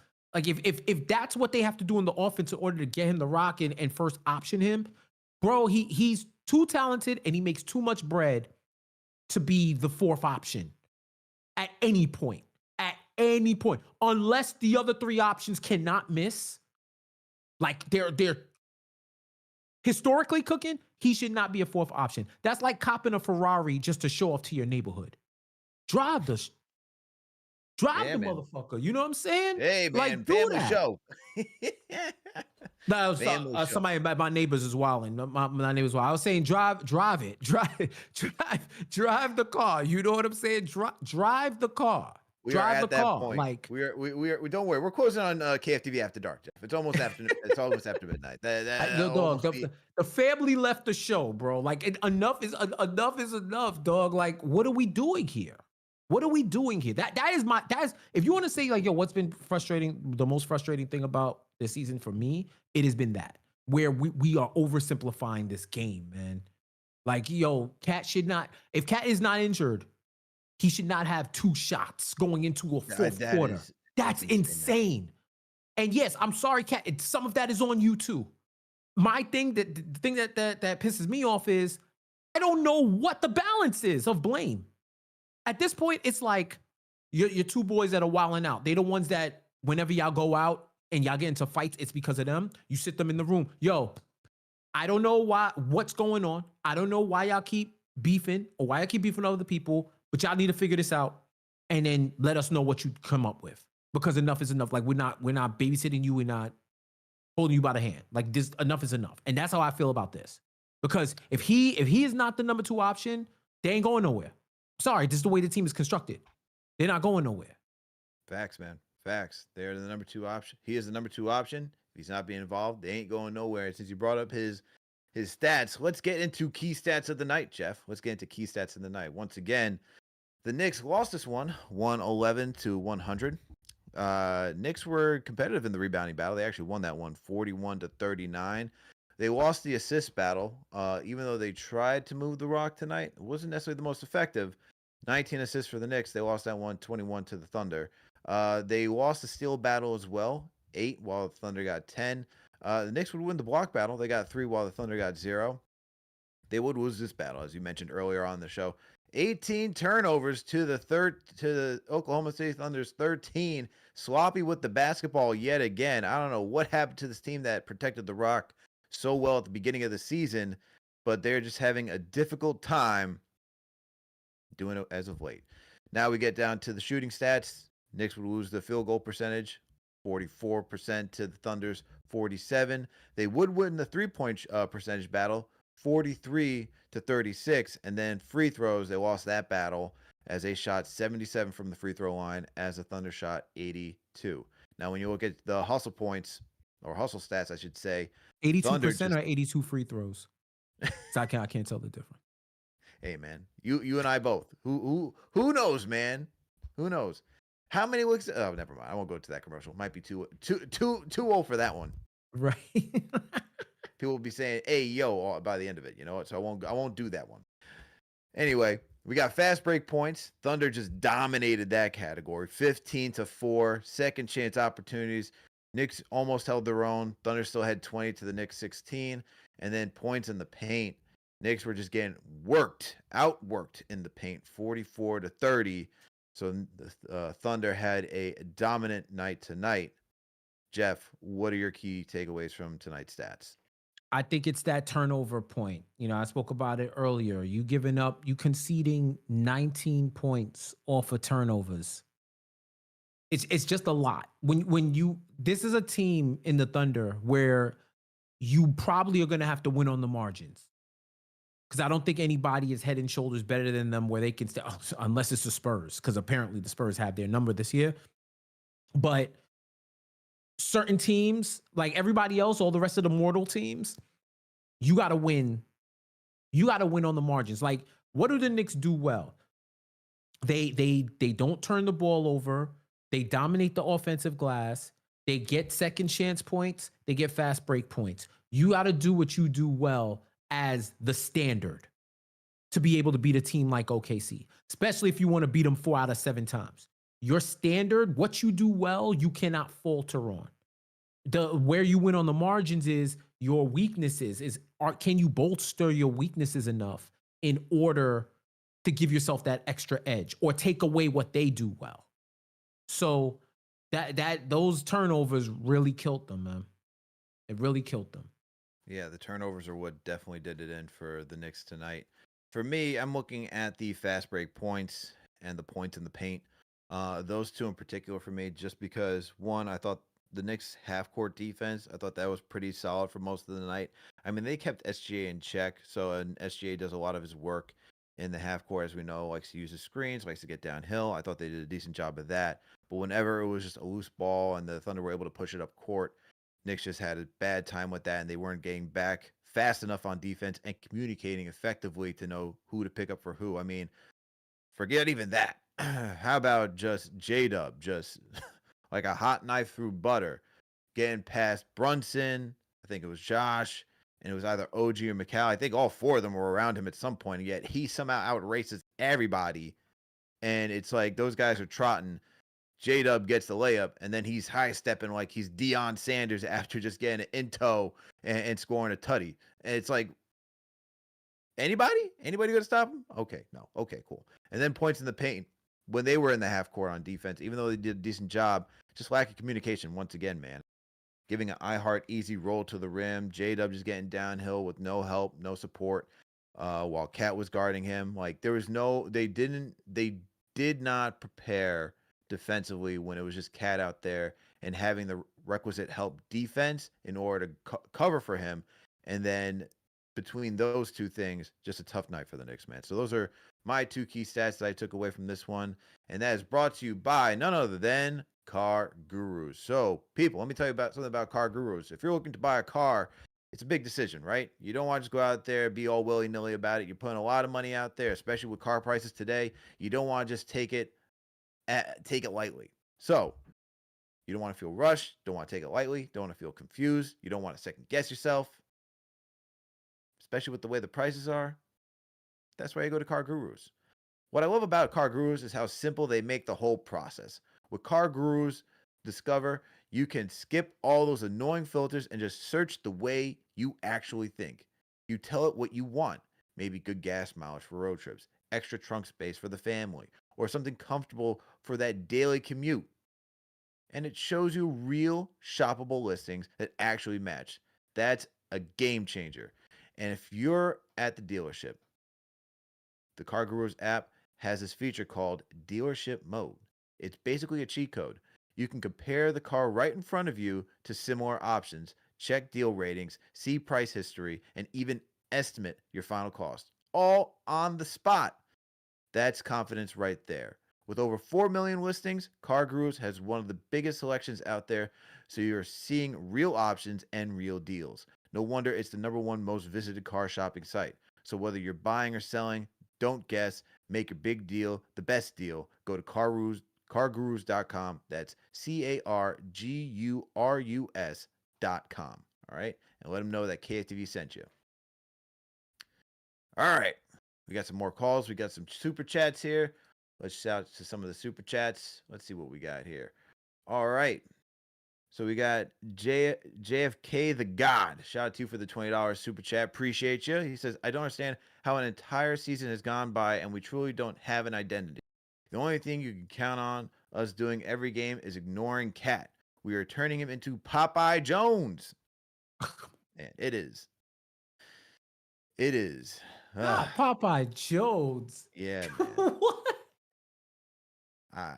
You know what? That's a He's got a pull. point. We can't. This man is like, That's it a is pull. MIA. He is MIA at times, not because of his own doing, partially, but teammates. I have no idea at this point. Shout out to Triple C Pointer for the $20 super chat. He says Yasu Alex. Okay, and it says Yasu Alex. Was it Sock Passe Jeff? X hashtag X over Cat needs to get activated like a Jerry curl. Okay, early in the game. By now, Mikal Bridges should be. Oh, by now, Mike Brown should be tinkering less. Why? Even from last year, we still not. Why is it that from last year we still not buttoned up? Hashtag figure it out. Money time. Let's go Knicks. What is it? Sock passe? How do you say it in Haitian, man? You said it right. You said it. Okay. Sock passe. Yep. Okay. All right. Don't want to insult my Haitian. Nah, you good. You good to go. All right. So what we got here, bro? We got G5 from the Bronx with the $10 super chat. Said, just because I'm a Knicks guy. All right. Appreciate you for the $10 super chat. There KP Go. Shout out to you for the $10 super chat for being a franchise channel member. He says, want to know how I know this team is unserious? I seen the Knicks come out of a timeout and immediately give up back-to-back free runs to the hoop. Dunks just to make another timeout. It's late March. Yeah, man, that is. It is. I'm telling you, this is what I'm bothered about. You got to just step it up. Stop with the whole turning the switch thing. Stop. That there's a whole You nother haven't earned level. it. If you practice the way you play, you are going to go the distance. If you're going to treat it like a game, you ain't gonna like the outcome, man. You're not gonna like the outcome. Shout out to JFK the God again with the $20 super chat. Says we will make a second round exit if Brunson doesn't emphasize gaining chemistry with Cat. If Cat continues to take under 3 3-pointers a game, we will have to stop calling him the best shooting big. I just don't. That's the one thing, man. And I know the conversations out there with the spacing and the 5 out and all that. If he ain't shooting three, man, I don't know what we're at this point because he hasn't done it. And I don't know how with two different coaches, we're not getting that. Why are we not getting enough 3-point attempts from a guy who is one of the best 3-point shooters out there, man? It is mind-boggling. We're muting his best attribute. Let's see. We got Self-Made Rush. Shout out to you for the $5 super chat. It says Mike Brown has more faith on GTA than Towns. This guy is crazy. He ain't wrong, man. He ain't wrong. Nah, yeah, he ain't telling a lie. All right, let's get back to some of the calls, man. Shout out to you for the super chats. We will get back to some of those later. All right, I see you on the line, Cody. We got Cody Glock on the line. I'm going to save you as the closer, man. As the closer. So be patient, my man. Be patient. All right. Let's go across the world, man. Let's get over to India. We got Ashwin on the line. Ashwin, what's happening, my guy? How you guys doing? Hey, man, we're just trying to process this game like everybody else. How are you doing? I'm actually fine. So the thing is, I think NBA knows exactly what they're doing, right? Because I know CP watches wrestling, so he might be able to understand this. Between a hero and a villain, what draws more attention? What draws more engagement? A very good heel. The villain role, the guy who plays a villain role in wrestling, they call it heel, right? So NBA right. is creating the perfect heel that is always going to drive up the engagement.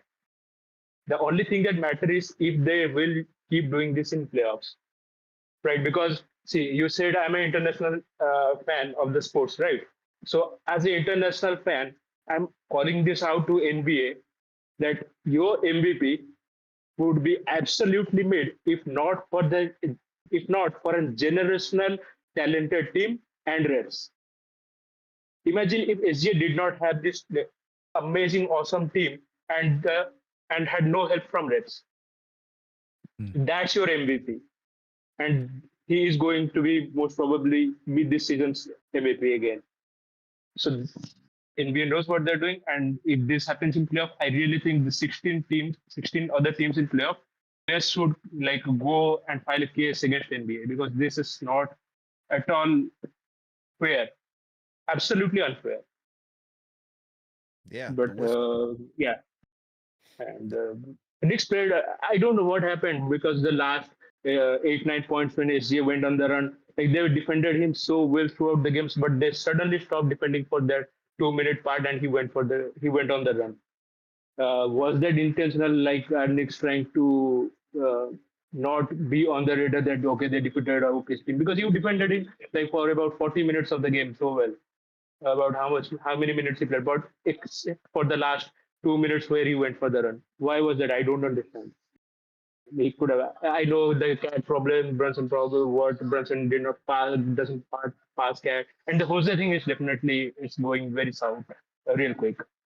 It's been brutal. He hit some threes, but most probably he's not going to hit those threes in playoff. Maybe he will, but we can't depend on that because it's not consistent. And if Deuce does not make it to playoff, then I really because OKC teams like that are really small. No matter how good they play, they are small. We could have used the over a minute tonight. And yeah, let's see what they do for the playoffs. But it was weird, and this is not fair. What's happening with SG and the league? Yeah, we'll see, man. We'll see. But appreciate the call, Ashwin. Appreciate you for always tapping in, my man. I mean, Ashwin is about to burn it down over them SGA files. I feel you, man. It's frustrating. I mean, OKC, to your point, has become the heels of the NBA, and I didn't think it was going to happen that quickly. But I think when you watch that series against the Nuggets, and my man Jokic was in hell in a cell that whole series, the way they allowed the Thunder to guard him was ridiculous. And then once again, it's like, all right, how many years, Alex, we had to deal with the Brunson is a foul baiter allegations and slander from everybody else. Oh, Like good Lord. anytime you have this conversation about grifting, you throw his name in for clout. And you because you know it's like, well, it's his reputation. When he's not even taking free throws like that. Imagine if Brunson got every call. He'd average 40. He'd average 40. That's what gets so frustrating. Like, okay, Shea is too amazing to get that type of whistle. He earned that whistle. But if you actually give him that whistle, oh my God, consistently, bro, at one point in the game, he had 24. And half of his points before he went on that run to get to 30, half of his points came from free throws. Half. It's just, it's real. It's hilarious, especially when you bring up the whole Brunson's the foul baiter, and then you watch what SGA does on the regular. Like, do you know how many free throw attempts Brunson maxed out as a Knick? You know how many? Just a shy under 7 last season was 6.9. Yeah, I was about to say it's either 7 or 8. Yeah. This season, do you know what he's averaging at the free throw line? Like 5, right? If that? Yeah, it's 5.8. So, like, gets to the line about 6 times per game. That's the average, right? You know how often SGA gets to the line? I mean, do you know how often? Like, he gets to the free throw line 9 times per game. 9. That's a lot. His peak was 11. That was his first All-Star appearance back in 2022-23. 11. Talk about 11 free throws. That's like James Harden-esque level where it's like, all right, man, I'm not really playing to go get a bucket. I'm really playing to slow down the game and go to the free throw line to go get easy points.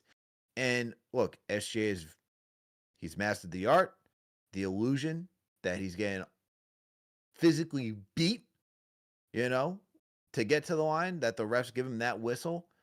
But to even put Brunson's name in that category, you don't watch the game enough to understand when he does it and how consistently it happens. Because like there are times where he does, especially like last season, he would hunt for the foul just to slow the game down. And look, when you had Julius here too, Julius and Brunson were both physical. They drove, they got to the free throw line, and were deserving of it because they would drive and they would get pummeled as they were driving to the hoop, right? This is just, I don't know, man. Some of the stuff that SGA is doing, like with the sidestep, mid-range, and they get to call on that, it's ugly, man. That is truly foul baiting. That is unethical hoops, as people would say. That is unethical. But look, man, and I agree with, like, sure, they're the heel. But they were getting the calls last year too in the postseason. This ain't different. That's the thing. SGA is going to get these calls regardless, and it just puts a team at a disadvantage. Listen, Jaylen Brown made that call, bro. He made that call. They saw that team in Boston. Oh, the tables were turned. The tables were turned. So whatever the Jaylen Brown prayer is, the Knicks needed to say it before this game because, boy, like, I would even compromise with just let Cat get calls, period. 30% of the time. I'm not even asking you for half. I can compromise on 30%. That's 30%. You know what I mean? But once again, when you turn the ball over 19 times and give up 19 points in a game which you lost by 11, you have to look in the mirror first. Like, analyst fans, we can look towards what we see and call out the BS with the foul discrepancy. But, They were within 4, and SGA did what SGA did, and that was the game. So, you ask yourself, what did they do to get to that point? I still think they played. I think overall they played a solid game. I think OKC bested them. They were a sharper team, although the free throw discrepancy wasn't. I mean, the turnover discrepancy wasn't too crazy. Like the OKC was giving it up a little bit too, but they were executing when it mattered. Then when you add the other stuff like the free throw discrepancy and Lou Dort allowed to play Tecmo Bowl while and you can't set a pick when he's diving for a horse collar tackle because you're gonna get an offensive foul. Like that was to the point where I was like, okay, what are they supposed to do, guys? Like what do you want them to do? Hart dribble hands off, stand still.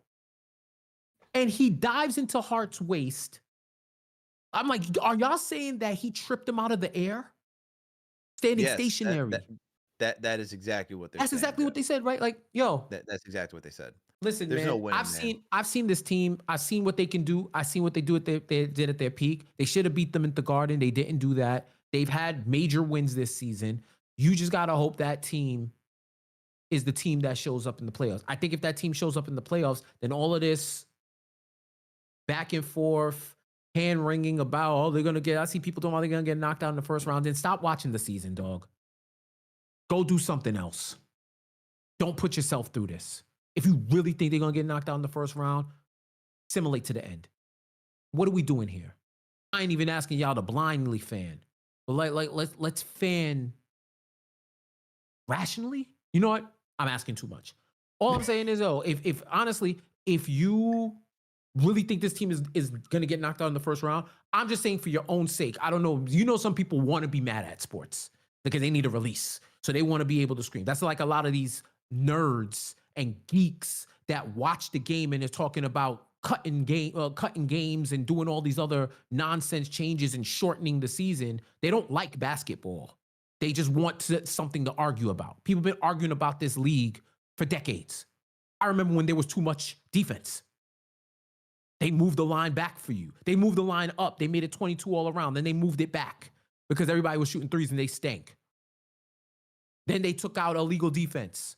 Now I could play zone. We cleaned it up. No more hand checking.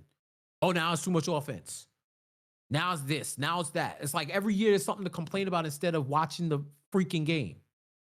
Like, come on. What's the point? Do something you like. If you don't like watching these, don't watch them. Wait until the next one, Jeff. There's too many guys on the court. You think we should do 4-on-4? Right. Hey, have you ever thought about 8-on-8? What about that? Then add an Elam ending. Make it 32 points. That would really work. Is that your Bill Simmons impersonation? Hey, Alex. Jason Tatum, sneaky game 7, sneaky 30 points coming back. Wouldn't you want to see that? No, hey, here's a thought. Yeah. Why don't we just go to 3-on-3? They're talking about tanking. I thought about 72 games. Has anybody even looked into 72? Why not 62? You know what? How about 50? Why don't they play one game a week like the NFL? 17 games. Every game matters. Yeah, You get a game 7. Celtics go a distance. I mean, you're going to get one of those crazy games from Derek White where he just scores 72. Right. Nemias Queta, 30-point game. Load it up. Can we book it? That stuff really knows the crap out of me, bro. I'm sick of the this. rationale at times. Holy cow. Oh, God. Why couldn't they just win so that we could have a good post? But here we are, man. Here we are. All right. Salute the Knicks Nation, man. Thank you all for tuning for another KFTV Game Live. The Knicks unfortunately lost 111-100. But we're back in it, man. We're getting back in it. We're happy that you guys are enjoying our Bill Simmons impersonation. We're back in it, man. Don't worry, we're back in it. We got a couple more people. We got some more people on the line. We're getting through this, so it's gonna be rapid fire. So let's get through all these calls, man, before we just wrap. All right. Shout out to VA-Knick. VA-Knick, what's happening? What's going on, man? How are you feeling tonight? Hey, what's up, fam. Hey, I'm of the belief we are not a smart basketball team. Like, talk about it.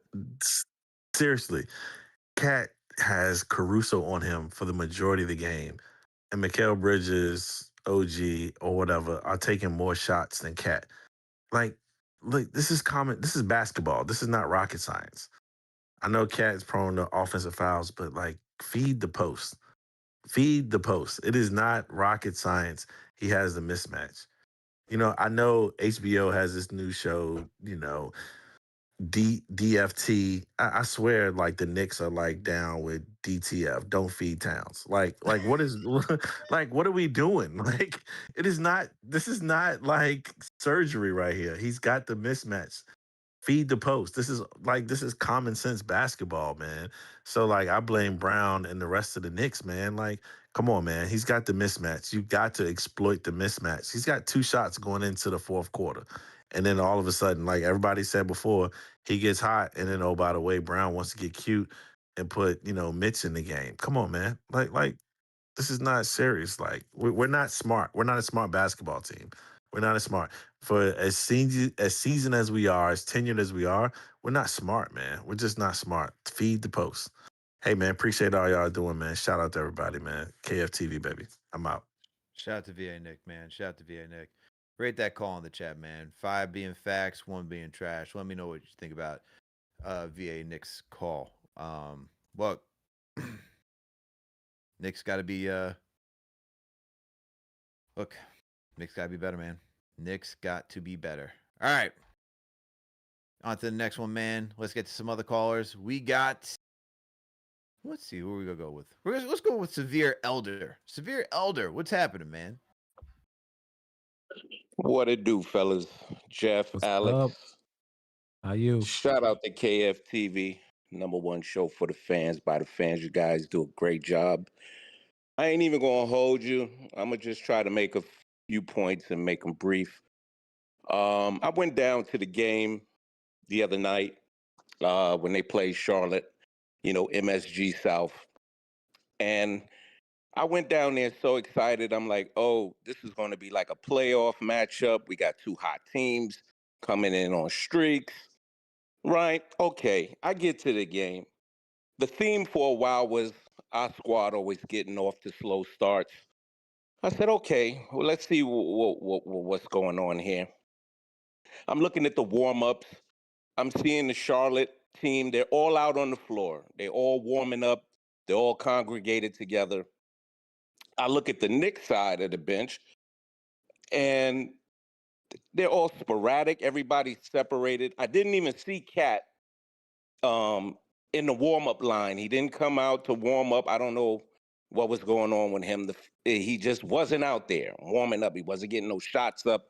There might have been 4 or 5 players just getting some shots up. And just before tip-off, here goes Cat coming out the tunnel. He just makes it in time for the jump at the circle. Okay. Maybe that was indicative to why he had 4 points in the first half that game. But and that could be attributed to a lot of different things of I just don't know how frequent that is. Like, I'm looking at them preparing and I'm like, well, they don't look like a team that look like, they're ready to be engaged with this game. Okay, whatever. Right? So with that being said, that's neither here or there. I'm going to be the bearer of bad news, okay? I'm going to keep it blunt and succinct as possible. Now, I'm going to give all my fellow Knickerbockerians time to run to your cupboard, your fridge, or go to the grocery store to go get your tomatoes and ketchup, because you ain't going to like what I'm about to say. We're looking at a second-round exit. I'm just going to keep it blunt, especially if we have a tough first-round series, because you know the Knicks. They pull on our strings. They damn near give us heart attacks behind the things that they do that we just can't comprehend why they doing the things they do, right? And if we, God forbid, have a tough first-round series, to where it's going to be questions in the air if this team can compete and if they can do this and they can do that. We're going to have a second round exit. You can mark my words, stamp it, put it down in the books. It ain't even no sense in getting hyped to think we're going to have this deep playoff run because it's just not going to happen, right? First of all, we all know what the playoffs are about. The playoffs are about your best players playing at their best, having to display some model of consistency. So I say, okay, well, what does that entail? What does that tell me that needs to happen for me to see my squad get a deep postseason run? I say, okay, JB would have to average, I would say, he would have to give me a minimum of 25 points and 10 assists. Could he make that happen? Sure. Chances are he will perform at that level. Statistics and showings in the past show that he exceeds those performances. So I expect him to play well. Then I go, okay, well, who's the next guy? You know, it's always about, I guess, the big three. It was always the big three. Who the top three players? To me, it's JB, Cat, and OG. So we're only going to go as far as those three guys, in my opinion, can take us. So I look at it to say, well, what are the components or some key elements that need to happen? Cat, in my opinion, for a deep postseason run, will have to average 28 and 15. Could he do it? Sure, he can do it. Do we believe he's going to do it? I don't believe he's going to do it. Third, OG. He would have to give you 20 and 10. Remember now, this is consistently 20 and 10. Could he do it? Sure, he can do it. Do I believe he's going to do it? No, I don't believe he's going to do it. Then you need contributions, from these ancillary players, like your Josh Hart, your Mikal Bridges, and, somebody off the bench, pencil, whoever you want, because the team is talented. I think any given night, somebody on the bench could get hot and they could play their part. But then I look at Hart. Hart, yeah, he's capable of giving you that flirtatious triple-double, 10 points, 10 boards, close to 10 assists. Will he do that? Sure. Can he do that? Sure he can. Do I believe he will do it? I think he will. But then there's Mikal Bridges. He has to give you, in my opinion, at least 15 and 5 consistently. Could he do it? Sure he can do it. Will he do it? I just don't believe it. So with all that being said, because I ain't even gonna hold you guys, that's just my take. And shout out to the boy Cody Glockster. I can't wait to hear what he got to say. So to have him close the show is apropos, Alex. But just know that I love the show. I love all my fellow Knickerbockerians. And as much as we want to try to hang our hats on this squad of feeling like, hey, they can get to the Eastern Conference Finals or they can compete for a championship, I just don't see it, bro. I don't want to be delusional. I've been a Knicks fan all my life. I don't want to be delusional. We've been delusional through the course of the years, and I'm just Hey, man. sad to say that we're going to have an awful summer. I hear you. Appreciate the call. So with that Severe. being said, man, hold it down, fellas, and be good. Appreciate you, Severe Elder. Appreciate you. All right, y'all. Now, That's the Severe end of the Elder on the season. The line. Knicks have been eliminated in OKC tonight. Thank y'all for joining us on KnicksFanTV. It's been a great season. Yeah, that's it. We are done. We are now rolling out I guess the red the carpet. season Walk is over outta for here. the 85th time. By the way, Cat averaged 21, 11, and was a plus 19 in the 2025 playoffs. Well, F numbers. You know what I'm saying? Yeah, man. And what happens Well- if they don't have a problem in the first round, like Cleveland? They didn't really have a problem. What happens then? I don't know. I get it though. The Knicks hurt you If so they get much Cleveland and the hurt first the round? players so much that everybody's preparing for the worst because you don't want to go on that emotional fandom ride anymore because you don't want to be hurt. Everybody told y'all they're supposed to go to the finals, so you don't believe it because you haven't seen it. So you want to prepare yourself so that if they don't make it, you could be like, all right, well, I wasn't emotionally invested, so no Well, harm, no foul. Look, if I you're don't know. asking if they get Cleveland or anybody else, man, in the words of Severe Elder, could they beat them? Yeah. Will it happen? According to him, no. They'll probably get bounced out in the second round. So it is what it is. I told you to stop watching, bro. I'm telling y'all, Shout out to just Severe Elder, man. pack Shout out it to Severe up, Elder. bro. Pack it up. My Hang it up. man Hang said it he up. wouldn't hold us, man, but he held us. It's all good. All good though, man. Call back anytime. We appreciate all the different perspectives. Appreciate it. Man, I see him getting there's some people giving him 5s in the chat, some 1s, getting some tomato cans. Some people are just throwing out tear I thought emojis, laughing tear the- emojis. The tomato can low key look like a Capri Sun. I was like, yeah, y'all got Capri Sun emojis, but it's actually a tomato can. Yo, I was like, not oh, gonna y'all lie. different over here. I was like, oh boy. If you speak about Capri, since you speaking about it, at my job, we got a fridge. We got to place orders, right? Just to like stock it up. We got Capri Suns for ourselves, man. So I can't say, y'all winning. yeah. I was thrilled. I was like, oh, we got Capri Suns in the fridge. Happy, just happy. Y'all over winning. here. I ain't mad at that. All right, man. Hey, some people are agreeing with him. He said he was spitting facts. People don't want to hear the truth. We'll see. Bro, if there is there's, the Knicks fans have the best coverage of any team. But you go to some of these other teams, I bet you their chats look like hell too. Go into Timberwolves, the Timberwolves side of the internet. Oh man, all right. You want to talk about world wars, bruh? Looking like If they you said think it was you only got us, it man. bad, They said it was us. They said that people were too hard on Julius here. They're doing the same thing. Doing the same thing. It's honestly, they was ready to it ship looks, him to Pelican Bay. honestly, it looks even worse over there than it was over here. It looks worse over there than it was over here. But we got 2 more callers. Let's run through this rapid fire. Jaden, what's going on, man? How you feeling? Hey, what up?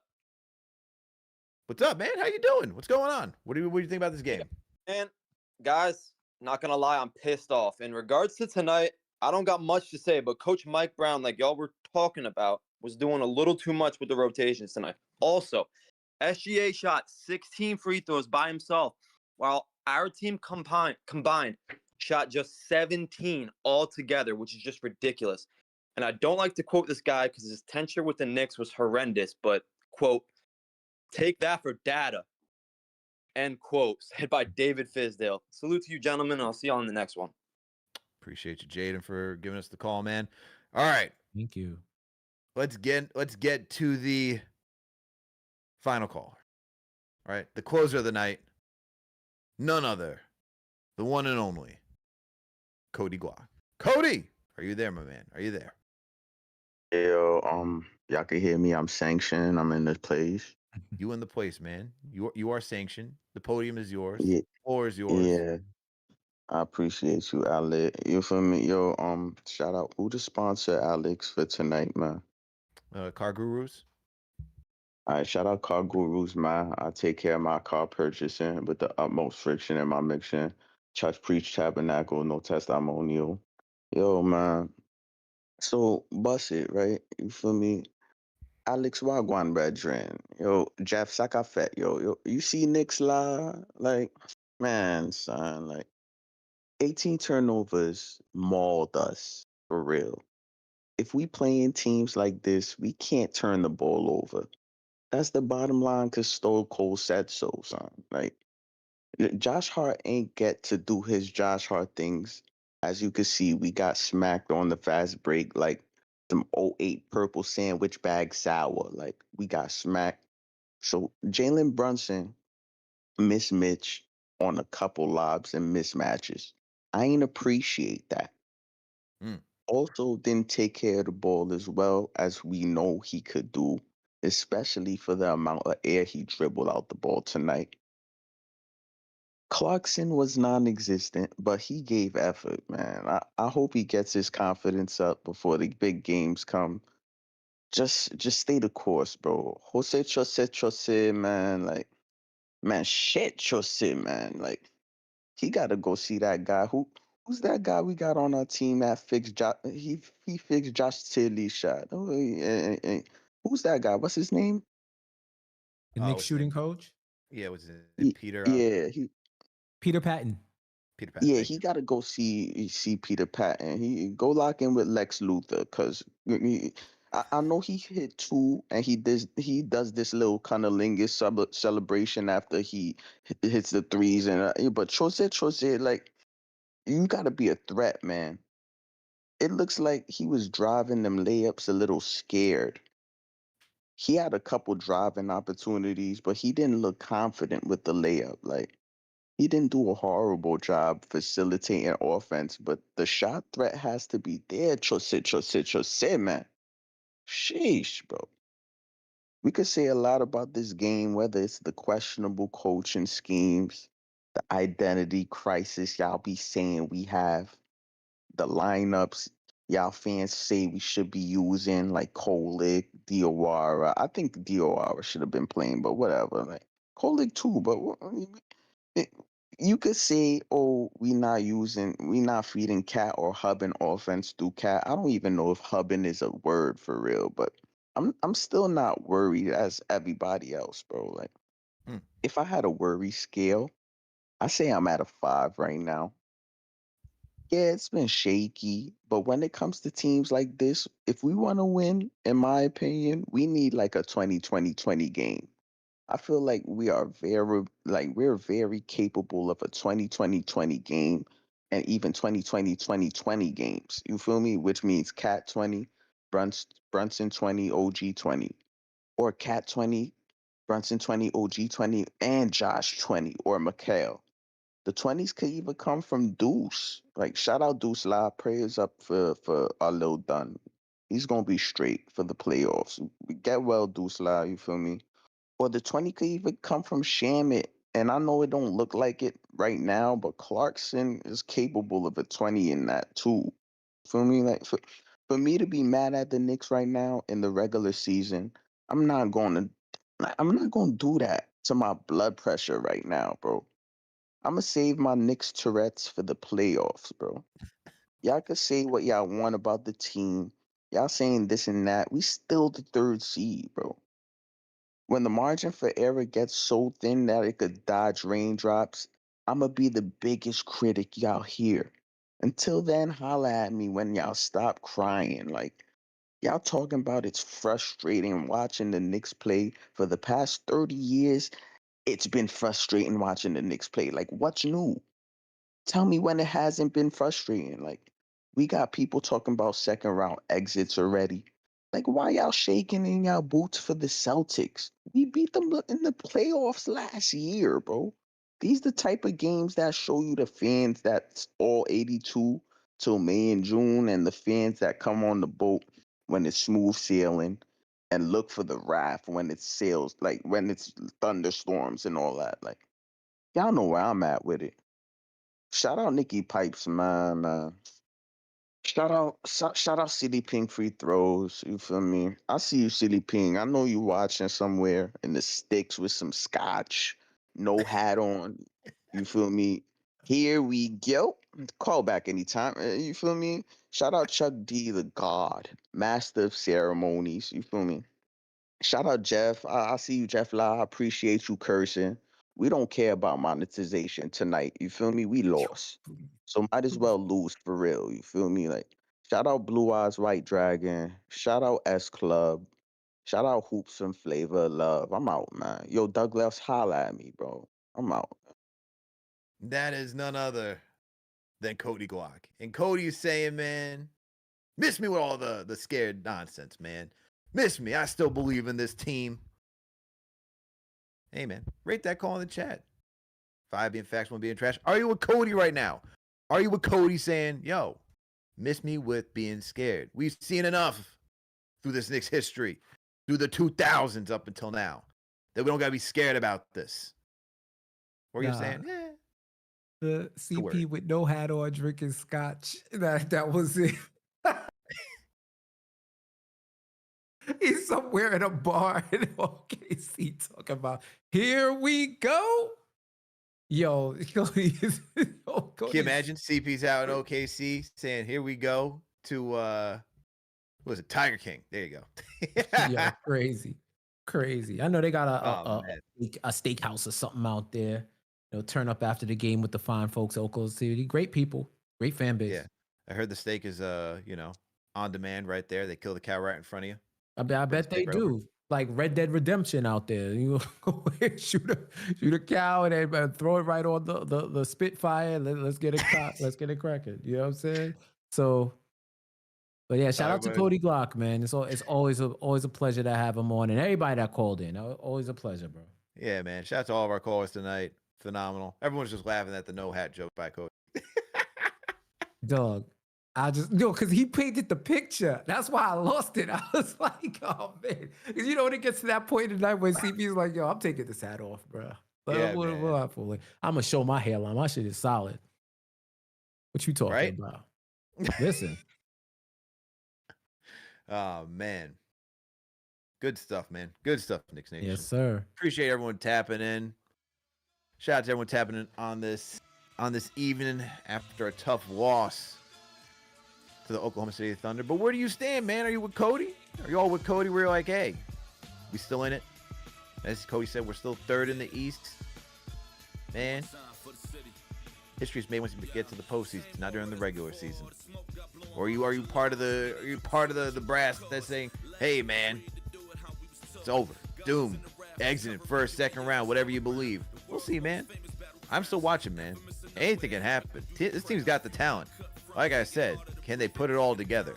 Can they put it all together is the big question. But salute to Knicks Nation. Thank you all for tuning for another KFTV post-game live. As I said earlier, unfortunately, Knicks lost this one 111-100. Make sure to thumbs up button for your boys. Subscribe to the channel if you haven't already done so. Go asking, yeah, I haven't seen my hairline. Man, that thing is fading. Oh, man. Like Jordan. Hey, man. Is what it is, man. So it's on its last leg. Hey, so its last leg. We hold it on. Yeah, I'm rocking the Ime Udoka nowadays. Let's put it that way. Okay, I heard you. Yeah, I'm rocking the Ime Udoka nowadays, man. That's where I'm at. Is what it is, man. Natural process of life. Gotta embrace it. Yeah, bro. I hear that. Gotta embrace it, man. But hey, we keep the show rolling, and you all know what to do, man. Make sure to support our sponsors. Support our sponsors. As we have Shopify, all right. So make sure to go to Shopify. Go to Shopify.com/KFTV. Make sure to support Car Gurus, man. Just go over to Car Gurus if you're gonna go purchase a car. And let them know that KFTV sent you. That's all you got to do. It's just that easy, okay? And on top of that, if you can't catch any of the live shows, you can always go back to YouTube. Go to youtube.com/KFTV to be part of the replay game. You can always check it out right there. Or you can find us on any audio listening platform, Apple, Spotify, you name it. We're at all locations, all over the place, man. So you can go check us out over there.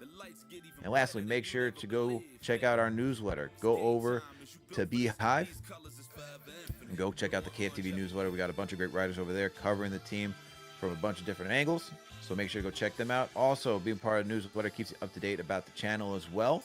So that way, if you got to check in and see what's going on with the channel, you can go over there. Also keeps you up to date about all of our sponsors, as well as any breaking news too. So make sure to always be subscribed to the KFTV newsletter. And the good thing about it too, it's free. You don't got to pay anything. It goes right to your email inbox every day, so you don't got to go to the web browser search for anything. You can go check it right there. But let's read some of these last super chats and roll out of here. All right. Let's see what we got.